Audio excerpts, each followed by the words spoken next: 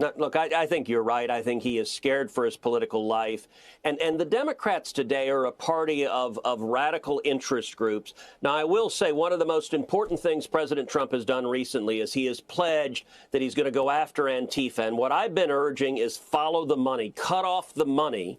And you look at this No Kings rally, and there's considerable evidence that George Soros and his network is behind funding these rallies, which may well be riots all across the country. And Soros is writing the check.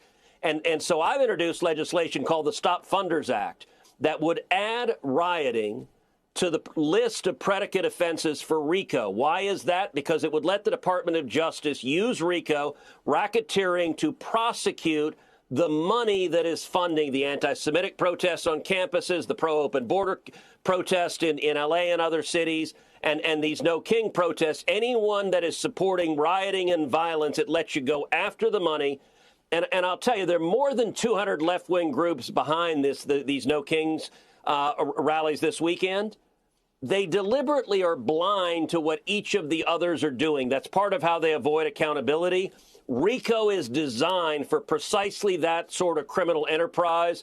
And so I believe the Senate, we ought to take up and vote on and pass our Stop Funders legislation. And I've urged both Pam Bondi at DOJ and Kash Patel at FBI, follow the money and prosecute those who are writing checks funding acts of violence, political violence or otherwise, across the country.